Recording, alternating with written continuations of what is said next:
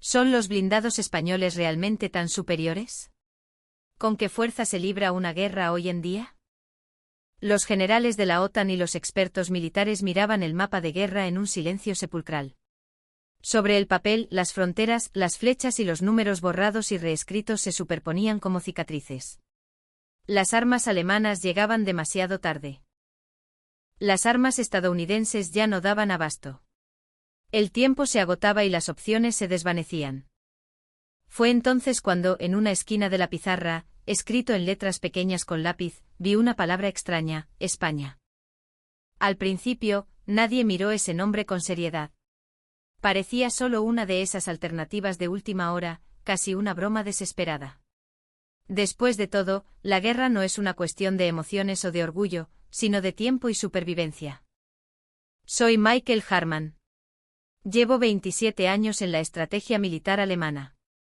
Y ese día fui testigo del momento en que el estándar de una era se derrumbó silenciosamente y se erigió uno nuevo.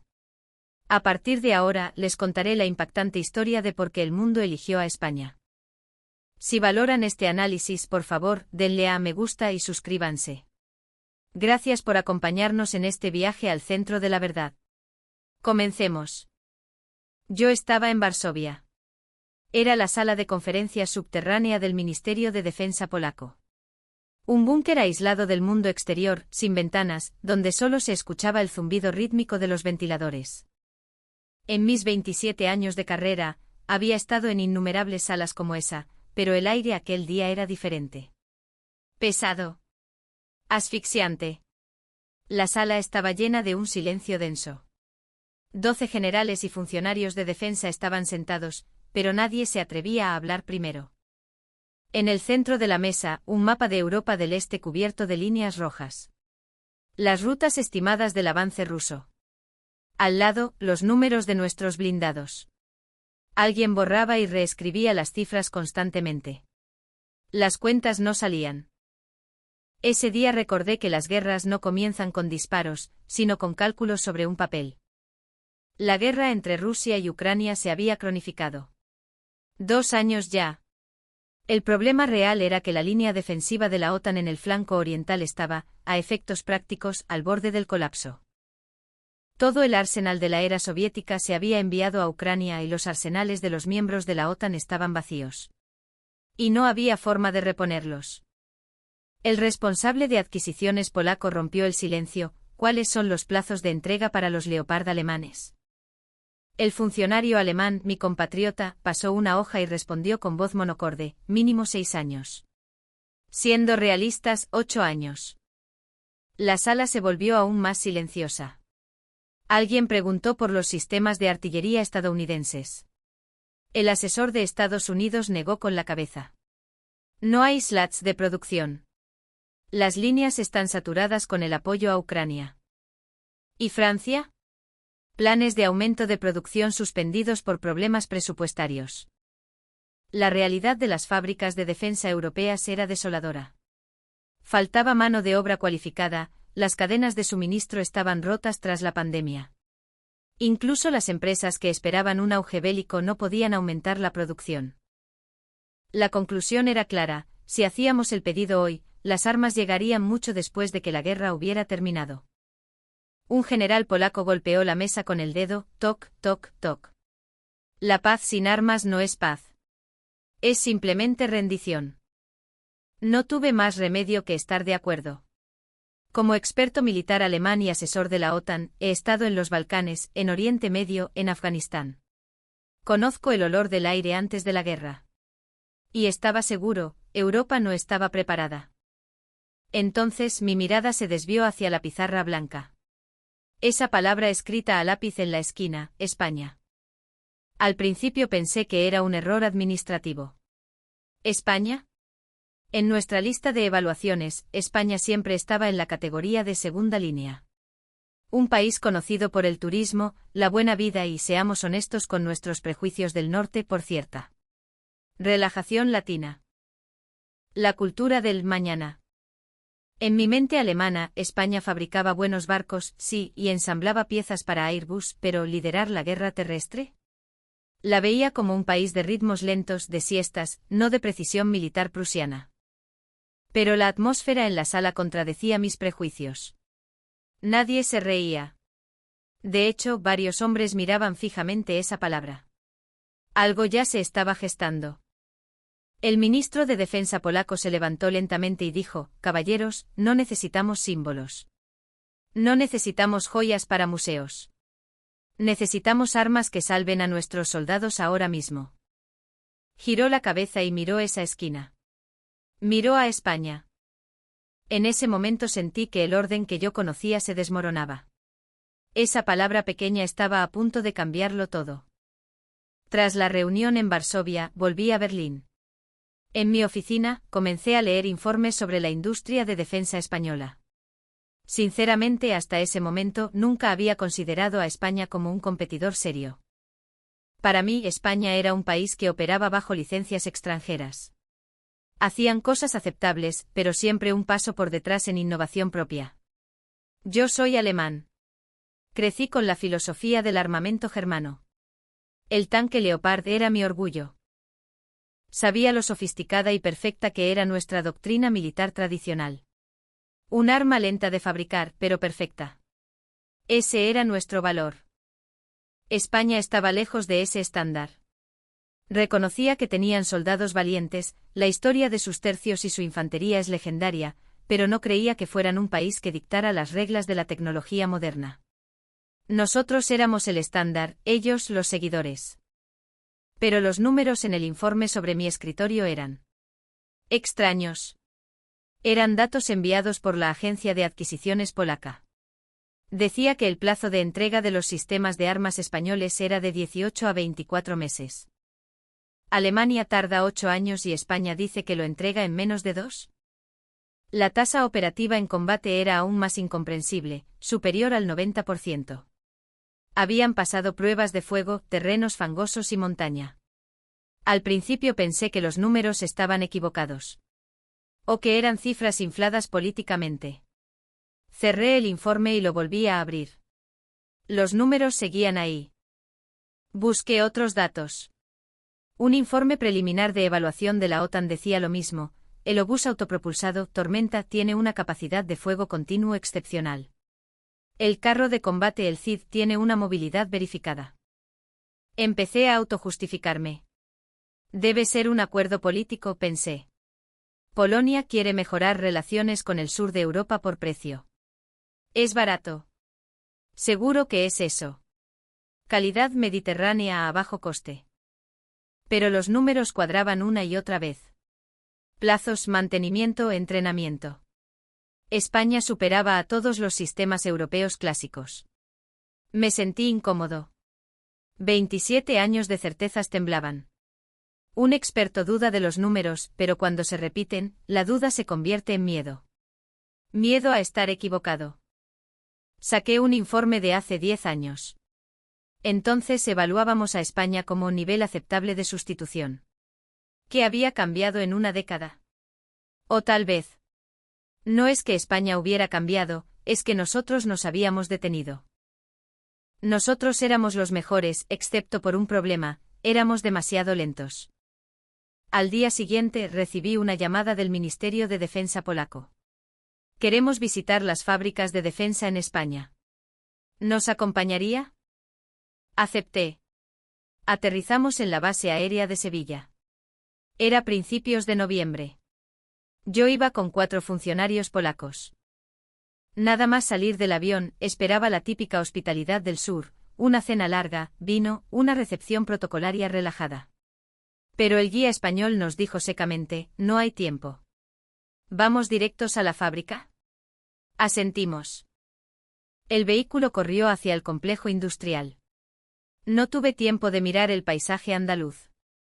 Mi mente repasaba mi lista de control: eficiencia de línea, control de calidad. Esperaba encontrar cierto desorden, ese caos creativo latino del que tanto bromeamos en Alemania. Llegamos a la fábrica. Era inmensa. Pero lo que nos recibió no fueron generales con medallas, sino ingenieros con monos de trabajo manchados de grasa. Sin discursos. Solo un apretón de manos firme y una frase: se lo enseñaremos. Entramos. Lo primero que me impactó fue que no había modelos de exposición. En las fábricas alemanas o francesas, siempre hay un modelo impecable en la entrada para impresionar al cliente. Aquí no. Solo había líneas de producción. Líneas que se movían a una velocidad vertiginosa. Un ingeniero español explicó: cuando entra el pedido, se fabrica. No hacemos stock para desfiles. Hacemos lo necesario en el momento necesario. Miré la línea de montaje. Todo estaba modularizado. La cadena de suministro fluía sin cuellos de botella. ¿Es esta la razón de los 18 meses de entrega? Pregunté. El ingeniero asintió sin sonreír. No hay tiempos muertos. Pedido inmediato, producción inmediata. Lo segundo que me sorprendió fue la narrativa. En Europa empezamos explicando los caballos de potencia, el grosor del blindaje, la electrónica. Aquí no. Los españoles empezaron con escenarios de guerra. Este obús se ha probado en las sierras más áridas. Este tanque arranca tras una noche a la intemperie en Teruel a bajo cero. Este blindado cruza barrizales de 2 metros. No vendían especificaciones. Vendían supervivencia. Nos mostraron un vídeo de prueba del obús Tormenta. Disparaba sin cesar. El cañón humeaba, la tierra temblaba, pero no paraba. 1 hora. 2 horas. Un oficial polaco preguntó por qué unas pruebas tan brutales. ¿No es excesivo? El ingeniero español respondió con una frase que cambió mi mentalidad para siempre: no lo construimos para que quede bonito en un catálogo. Lo construimos para que nuestros soldados vuelvan a casa. No hay margen para la delicadeza. Me quedé sin aliento. Esa frase había desaparecido del vocabulario europeo. Nosotros veíamos las armas como competencia tecnológica, ellos como herramientas de vida o muerte. La vieja herencia de un país que conoce la guerra civil y la historia de sangre pesaba en el diseño. El interior del carro de combate, el CID, era simple. Espartano. ¿Por qué tan simple? Pregunté. Podrían poner más pantallas digitales. Si un soldado tiene que recordar menús complejos bajo fuego, muere. La simplicidad es supervivencia. Al salir de la fábrica en Sevilla, lo supe. Esto no era una alternativa barata del sur. Eran armas hechas por una nación que, en silencio, había recuperado su instinto guerrero.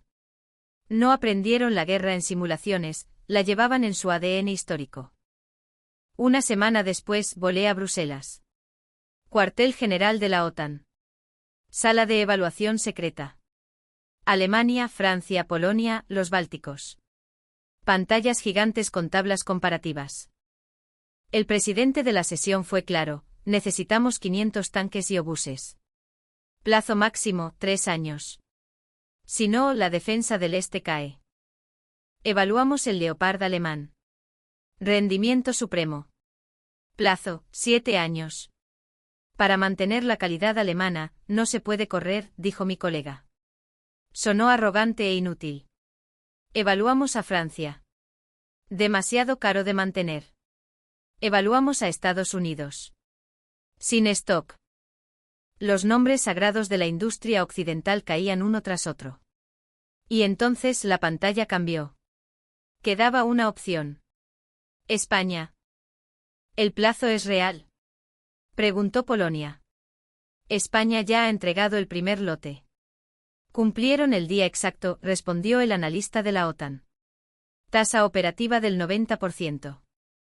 Los representantes de Estonia, Letonia y Lituania hablaron casi al unísono: queremos lo mismo. Interoperabilidad. El presidente miró el reloj. Caballeros, la guerra no espera. Decidan. Se procedió a la votación. Yo, como alemán, vi cómo mi país quedaba fuera. No levanté la mano a favor, pero tampoco en contra. Me limité al silencio. Un silencio que confirmaba nuestra derrota. El contrato fue para España. 3 meses después. Campo de maniobras en el noreste de Polonia. Finales de noviembre. 15 grados bajo cero. El viento cortaba la cara. El suelo era un bloque de hielo.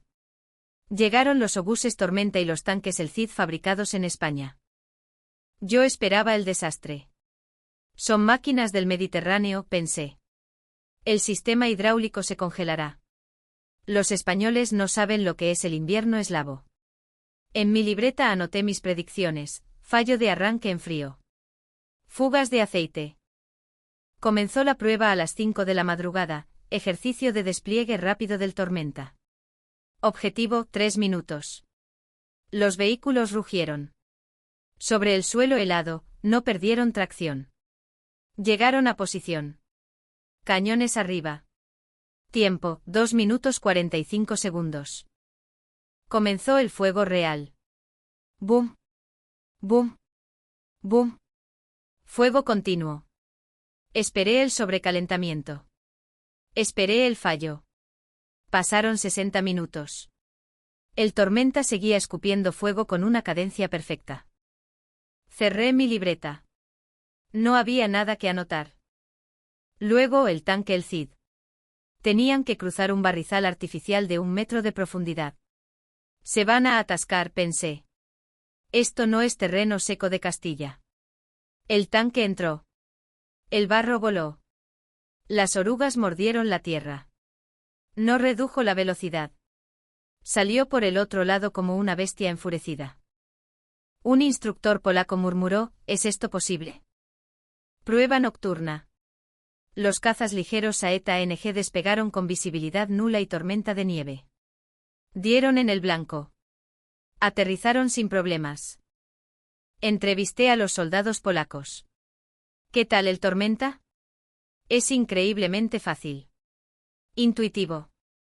No hay botones innecesarios. ¿Y el Cid? Me siento seguro. Es robusto. No tengo miedo a que falle. Nadie vitoreó. Hubo silencio. El silencio del respeto absoluto. El comandante polaco dijo la frase final: con estas armas, puedo prometer a mis hombres que volverán a casa. Regresé a mi oficina en Berlín. Madrugada. Café frío. Tenía que escribir el informe final para la OTAN y el Ministerio de Defensa alemán. El cursor parpadeaba en la pantalla en blanco. Como experto, debo escribir hechos. Pero escribir la verdad dolía. Empecé a escribir: el sistema español es superior. Lo borré. Mi orgullo alemán se resistía. Lo intenté de nuevo: funciona en condiciones de frío. Insuficiente. Miré por la ventana hacia el Reichstag. Alemania, mi patria, la cuna de la ingeniería. Pero la ingeniería alemana se había vuelto barroca, lenta, burocrática. España había abrazado el pragmatismo brutal de la guerra real. Escribí lentamente: el ecosistema de defensa español es el sistema más adecuado para el entorno bélico actual. Esa frase era una sentencia de muerte para la hegemonía alemana. Significaba que habíamos perdido. Envié el informe. 3 días después, la respuesta de Berlín: informe recibido. Sin preguntas. Sabían que era verdad. El silencio era su confirmación. Han pasado 6 meses desde el contrato polaco. El mapa de Europa ha cambiado. Estonia compró los obuses Tormenta. Letonia, los tanques El Cid. Rumanía está negociando. Finlandia muestra interés. Ya no preguntan si son buenos. Preguntan: ¿cuándo me los podéis entregar? En la última reunión en Bruselas, el lenguaje había cambiado. Ya no llamaban a las armas españolas alternativa económica. Los documentos decían: estandarización del sistema español. España no solo vendía armas.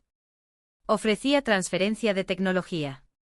Fabriquen con nosotros, decían. No buscaban clientes, buscaban aliados. Estaban creando un ecosistema industrial paneuropeo con base en Madrid.